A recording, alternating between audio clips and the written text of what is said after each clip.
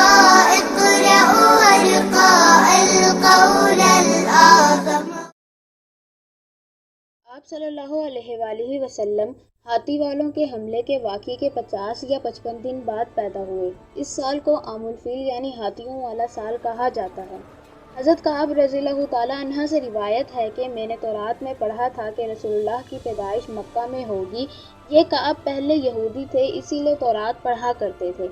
ملک شام کا ایک یہودی ایس مکہ سے کچھ فاصلے پر رہتا تھا۔ وہ جب بھی کسی کام سے مکہ آتا، وہاں کے لوگوں سے ملتا تو ان سے کہتا، بہت قریب کے زمانے میں تمہارے درمیان ایک بچہ پیدا ہوگا، سارا عرب اس کے راستے پر چلے گا، اس کے سامنے ذلیل اور پست ہو جائے گا، یہی اس کا زمانہ ہے۔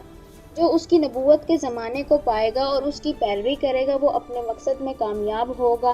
جس خیر اور بھلائی کی وہ امید کرتا ہے، وہ اس کو حاصل ہوگی، اور جو شخص اس کی نبوت کا زمانہ پائے گا مگر اس کی مخالفت کرے گا، وہ اپنے مقصد اور آرزوؤں میں ناکام ہوگا۔ مکہ معظمہ میں جو بھی بچہ پیدا ہوتا، وہ یہودی اس بچے کے بارے میں تحقیق کرتا اور کہتا، ابھی وہ بچہ پیدا نہیں ہوا۔ آخر وہ دن آ ہی گیا جب آپ صلی اللہ علیہ وآلہ وسلم اس دنیا میں تشریف لائے۔ آپ صلی اللہ علیہ وآلہ وسلم 9 ربیع الاول و مطابق کی 20 اپریل 571 کے دن صبح صادق کے وقت اس دنیا میں تشریف لائے۔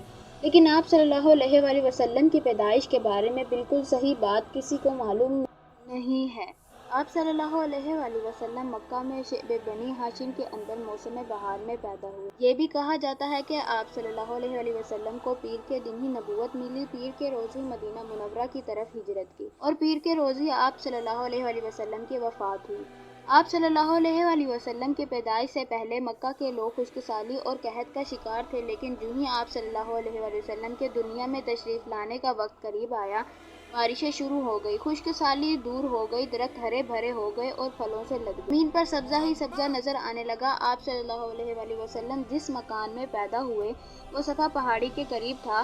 اس طرح حضرت کعب کی بات درست ثابت ہوئی اور آپ صلی اللہ علیہ وآلہ وسلم مکہ میں پیدا ہوئے۔ آپ صلی اللہ علیہ وآلہ وسلم کی پیدائش کے وقت دایا کا کام سیدنا عبد الرحمن بن عوف کی والدہ شفا بنت عمرو نے انجام دیا۔ وہ فرماتی ہیں کہ جب آپ صلی اللہ علیہ وآلہ وسلم پیدا ہوئے اور میں نے انہیں اپنے ہاتھوں میں اٹھایا تو وہ رونے لگے۔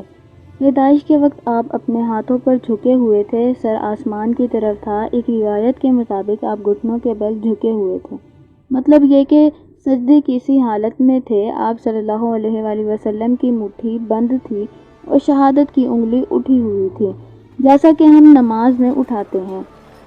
جب آپ صلی اللہ علیہ وآلہ وسلم پیدا ہوئے تو آپ صلی اللہ علیہ وآلہ وسلم کی والدہ کے جسم سے ایک نور نکلا، جس سے ملک شام کے محل روشن ہو گئے۔ حضرت آمنہ رضی اللہ تعالیٰ عنہ فرماتی ہیں کہ محمد کی پیدائش کے وقت ظاہر ہونے والے نور کی روشنی میں مجھے بصرہ میں چلنے والے اونٹوں کی گردنیں تک نظر آئیں۔ ایک روایت میں یہ بھی آتا ہے کہ آپ صلی اللہ علیہ وآلہ وسلم جب پیدا ہوئے تو آپ نے اللہ کی تعریف کی۔ اس کے بعد حضرت آمنہ نے حضرت عبد المطلب کو آپ صلی اللہ علیہ وآلہ وسلم کی پیدائش کی خوشخبری دی۔ وہ خوشی خوشی تشریف لائے، آپ کو خانہ کعبہ میں لے جا کر اللہ سے دعا کی اور اس کا شکر ادا کیا۔ انہوں نے آپ صلی اللہ علیہ وآلہ وسلم کا نام محمد رکھا، کیونکہ وہ چاہتے تھے کہ آپ صلی اللہ علیہ وسلم کی زیادہ تعریف کی جائے۔ محمد کا مطلب بھی یہی ہے کہ جس کی زیادہ تعریف کی جائے۔ آپ صلی اللہ علیہ وآلہ وسلم کو عرب کے دستور کے مطابق ایک برتن میں ڈھانپ دیا گیا، وہ برتن ٹوٹ کر آپ کے اوپر سے ہٹ گیا۔ اس وقت آپ اپنا انگوٹھا چوستے ہوئے نظر آئے۔ اس موقع پر شیطان بری طرح چیخا۔ آپ صلی اللہ علیہ وآلہ وسلم نے 2 دن تک دودھ نہیں پیا تھا۔ آپ صلی اللہ علیہ وآلہ وسلم کے کندھے کے پاس ایک علامت تھی، یعنی مہر نبوت۔